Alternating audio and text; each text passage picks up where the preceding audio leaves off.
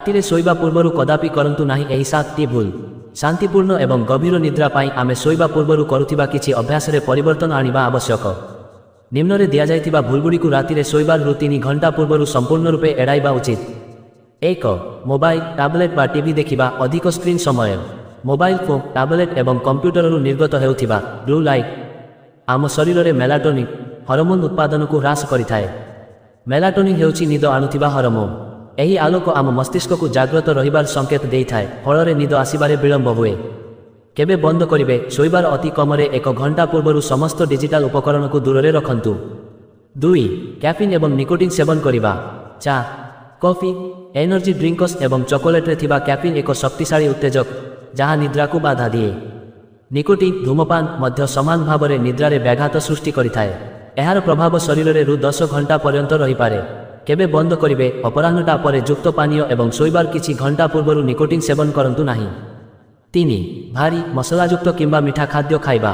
ଶୋଇବା ପୂର୍ବରୁ ବଡ଼ ଏବଂ ଭାରୀ ଭୋଜନ, ଅଧିକ ମସଲାଯୁକ୍ତ ଖାଦ୍ୟ ଯାହା ଏସିଡିଟି ବା ପେଟ ଜ୍ୱାଳା ସୃଷ୍ଟି କରେ, କିମ୍ବା ଅତ୍ୟଧିକ ମିଠା ଯାହା ରକ୍ତ ଶର୍କରା ବଢ଼ାଏ, ଖାଇବା ଦ୍ୱାରା ହଜମ ପ୍ରକ୍ରିୟାରେ ବାଧା ସୃଷ୍ଟି ହୁଏ।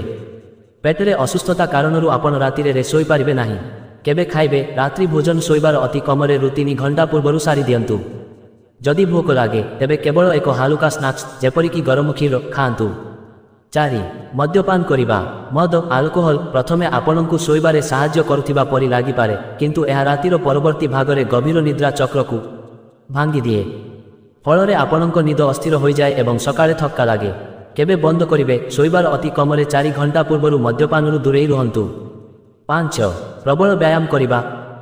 ନିୟମିତ ବ୍ୟାୟାମ ଭଲ ନିଦ ପାଇଁ ଲାଭଦାୟକ, କିନ୍ତୁ ଶୋଇବା ସମୟର ନିକଟରେ ପ୍ରବଳ ବ୍ୟାୟାମ କରିବା ଦ୍ୱାରା ଶରୀରର ତାପମାତ୍ରା ବଢ଼ିଯାଏ ଏବଂ ଆଡ୍ରେନାଲିନ୍ ମୁକ୍ତ ହୁଏ, ଯାହା ଶରୀରକୁ ଉତ୍ତେଜିତ କରି ନିଦ ଆସିବାରେ ବାଧା ସୃଷ୍ଟି କରେ। କେବେ କରିବେ? ପ୍ରବଳ ବ୍ୟାୟାମ ଶୋଇବାର ଅତି କମରେ 4 ଘଣ୍ଟା ପୂର୍ବରୁ ସାରି ଦିଅନ୍ତୁ। ଶୋଇବା ପୂର୍ବରୁ ଆପଣ ହାଲୁକା ଷ୍ଟ୍ରେଚିଂ ବା ଯୋଗ କରିପାରିବେ। 6. ଅତ୍ୟଧିକ ପାଣି କିମ୍ବା ତରଳ ପଦାର୍ଥ ପିଇବା। ଶୋଇବା ପୂର୍ବରୁ ଅଧିକ ପାଣି କିମ୍ବା ଅନ୍ୟ ତରଳ ପଦାର୍ଥ ପିଇବା ଦ୍ୱାରା ଆପଣଙ୍କୁ ରାତିରେ ବାରମ୍ବାର ପରିସ୍ରା ପାଇଁ ଉଠିବାକୁ ପଡ଼ିବ, ଯାହା ଆପଣଙ୍କ ନିଦକୁ ଭାଙ୍ଗିଦେବ। କେବେ ବନ୍ଦ କରିବେ? ଶୋଇବାର 1 ଘଣ୍ଟା ପୂର୍ବରୁ ଅତ୍ୟଧିକ ତରଳ ପଦାର୍ଥ ପିଇବାରୁ ବିରତ ରୁହନ୍ତୁ। 7. ଚିନ୍ତା ବା ମାନସିକ ଚାପପୂର୍ଣ୍ଣ କାର୍ଯ୍ୟ କରିବା। ଶୋଇବା ପୂର୍ବରୁ କାମ, ଆର୍ଥିକ ସମସ୍ୟା କିମ୍ବା କୌଣସି ଗୁରୁତ୍ୱପୂର୍ଣ୍ଣ କଥାକୁ ନେଇ ଅଧିକ ଚିନ୍ତା କରିବା କିମ୍ବା ଉତ୍ତେଜକ କଥାବାର୍ତ୍ତା କରିବା ଦ୍ୱାରା ମସ୍ତିଷ୍କ ଅଧିକ ସକ୍ରିୟ ହୋଇଯାଏ ଏବଂ ଶାନ୍ତ ହୋଇପାରେ ନାହିଁ। ବିକଳ୍ପ, ଏହା ପରିବର୍ତ୍ତେ ଶାନ୍ତ ମ୍ୟୁଜିକ୍ ଶୁଣନ୍ତୁ, ବହି ପଢ଼ନ୍ତୁ କିମ୍ବା ଧ୍ୟାନ ଅଭ୍ୟାସ କରନ୍ତୁ।